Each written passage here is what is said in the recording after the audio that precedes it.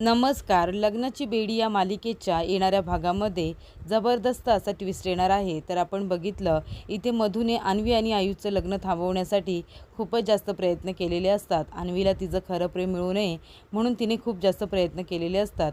त्याचबरोबर सिंधूने सुद्धा रत्नपारखींच्या घरातून जायला हवंय, राघवच्या आयुष्यातून जायला हवंय आणि ती पुन्हा त्या राघवच्या आयुष्यात यायला हवी, त्यासाठी तिने हा केलेला खटाटोप असतो.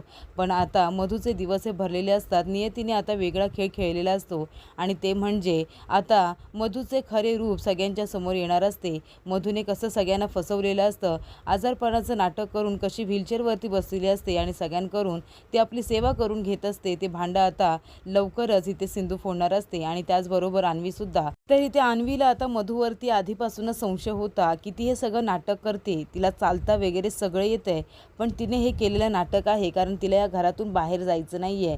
म्हणूनच तिने आता राघव मामाच्या आयुष्यातून सीमाला बाजूला काढून तिला पुन्हा राघव मामाच्या आयुष्यामध्ये यायचं आहे. पण ते कुणाच्याही नजरेत वाईट होऊ नाही, सगळ्यांच्या नजरेमध्ये तिला चांगलंच राहायचं आहे हे अन्वीला माहिती असतं. त्यामुळे ती आता इथे सिंधूच्या, रिषभच्या आणि राघवच्या मदतीने मधूचा पर्दाफाश करते आणि तिचं हे सत्य सगळ्यांच्या समोर आणते की तिला चालतासुद्धा येतं आणि ती अगदी व्यवस्थित आहे. तिने या आजारपणाचं केलेलं नाटक आहे. आता हे सगळं तिचं नाटक ती कसं उघड पाडते हे आपण सविस्तरपणे इथे बघणारच आहोत. तर इथे आता मधूचं नाव त्या किडनॅपरने घेतलेलं असतं.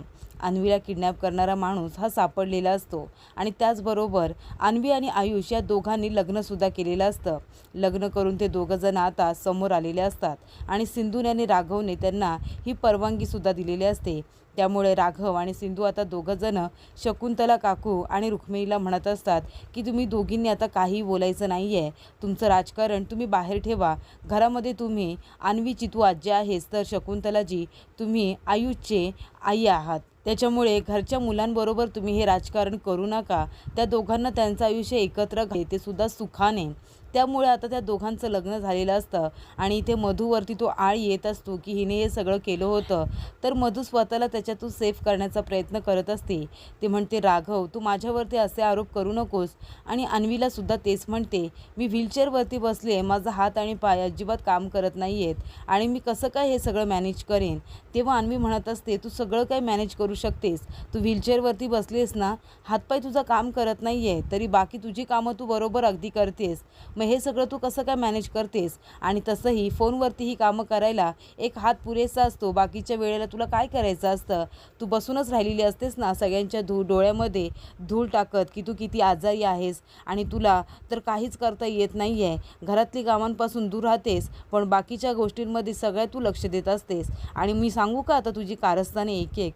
तेव्हा इथे अन्वी म्हणत असते की आजी तुला सांगू का, जेव्हा मी चहा घेऊन येत होते ना आयुषच्या आईसाठी, तेव्हा हिने काय केलं, मध्ये पाय आणला मला पाडण्यासाठी आणि माझ्या हातातला कप त्यांच्या साडीवरती सगळा काही सांडला. त्यांची साडी खराब झाली चहामुळे.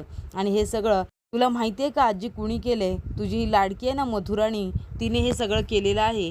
कारण त्यांना सांगता यावं ना की मी प्रेग्नेंट आहे आणि हे लग्न मोडावं, त्यासाठी हा रचलेला सगळा कट होता. तेव्हा इथे रुक्मिणी म्हणत असते की मधू हे सगळं खरं आहे, हे सगळं तू केलेस का. तेव्हा इथे मधू म्हणत असते नाही काकू मी असं काहीच केलेलं नाही आहे.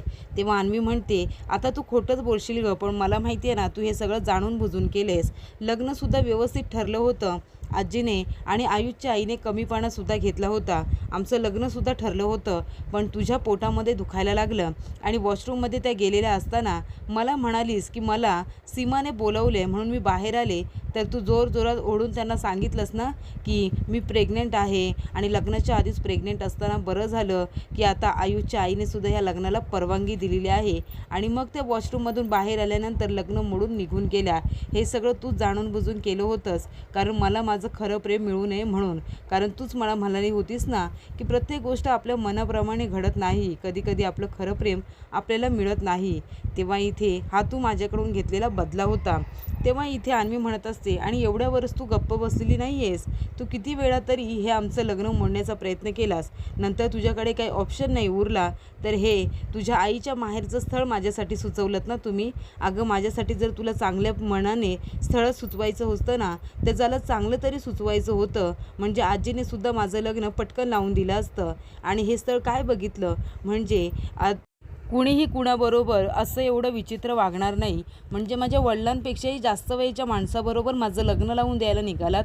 काय झालं, मी प्रेग्नेंट असले म्हणून आयुषबरोबरच लग्न करायचं होतं ना मला.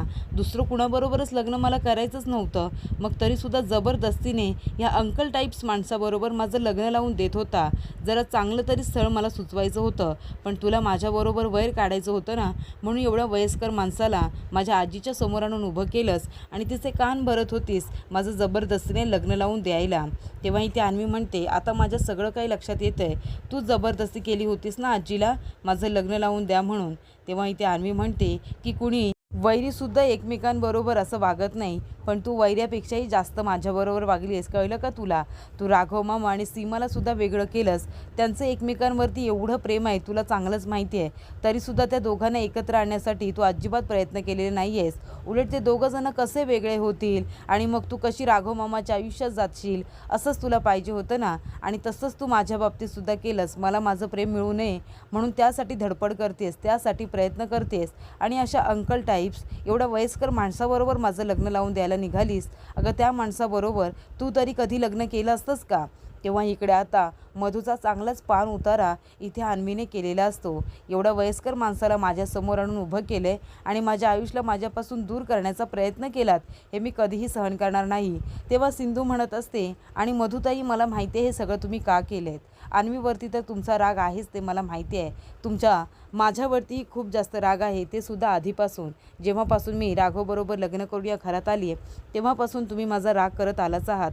पण आहो, तुम्ही अन्वीबरोबर असं का वागलात? तुम्हाला जर तिच्यासाठी स्थळ आणायचं होतं तर एखादं चांगलंसुद्धा तुम्ही आणू शकला असतात ना. एवढ्या वयस्कर माणसाचं, म्हणजे अन्वीच्या वडिलांपेक्षाही जास्त वय आहे त्या माणसाचं, अशा माणसाबरोबर तुमची हिंमत तरी कशी झाली अन्वीचं लग्न लावून द्या म्हणून बोलायची. आणि काकू, तुम्हीसुद्धा मधुताईंचं लगेच ऐकलत का? म्हणजे मी जर असं एखादं स्थळ आणलं असतं ना तर तुम्ही मला काय काय बोलला असतात, माझी लायकी काढली असती, आणि तुम्ही मधुताईंच्या बोलण्यावरून लगेच तिचं लग्नसुद्धा ठरवायला निघालात. तेव्हा इकडे आता सिंधू आणि ऋषभ दोघंजण एक प्लॅन करतात. ते म्हणतात की आता हिचं खोटेपणा सगळ्यांच्या समोर आणायचा. तरी ते आयुष आणि अन्वीने लग्न तर केलेलं असतं आणि त्यामुळे दोघी आता खुश असतात. आयुष म्हणतो की मी माझ्या अन्वीचं लग्न त्या म्हाताऱ्याबरोबर कधीच होऊ दिलं नसतं, कळलं का तुम्हाला? तेव्हा इथे राघव, सिंधू आणि ऋषभ तिघंजण आता एक प्लॅन करतात. सिंधू म्हणते की अन्वीचा संशय खरा आहे, मधुताईंना उभंसुद्धा राहता येतं. तेव्हा आपल्याला हे सत्य आता सगळ्यांच्या समोर उघड करावं लागेल. तेव्हा इथे सिंधू एक दिवा घेते औक्षणाच्या ताटातला आणि तो दिवा तिच्या ओढणीखाली ठेवते. तेव्हा मधूची ओढणी त्या दिव्यावरती आता इथे पेट घेत असते. तिची ओढणी पेटल्यानंतर सगळेजण आरडाओरडा करतात की तिची ओढणी पेटलेली आहे. पॅनिक झालेली मधू, तिला काय करावं काही कळत नाही. ती लगेचच उठून उभी राहते आणि तिची ओढणी झाडायला सुरुवात करते. तेव्हा इथे घरातले लोक सगळेजण तिच्याकडे बघतच राहतात. तेव्हा राघव आणि सिंधू म्हणत असतात की मधुताई, तुमच्या पायाला, तुमच्या हाताला तर अजिबातच जीव नव्हता. ते तर एकदम बंद पडलेले ना हालचाल करायचे, मग आता कशा काय उभे राहिलात? तेव्हा इथे आता मधूचं भांडं हे सगळ्यांसमोर फुटलेलं असतं. तेव्हा सिंधू म्हणते, मधुताई, तुम्ही डॉक्टरांना मॅनेज करू शकता, पण आता हे तुमचं सत्य घरातल्या लोकांसमोर तर आले. तुम्ही हे केलेलं नाटक आता सगळ्यांसमोर आलेलं आहे. तर इथे अन्वी, ऋषभ, सिंधू, राघव एकत्र येऊन मधूचं भांडं सगळ्यांसमोर फोडतात.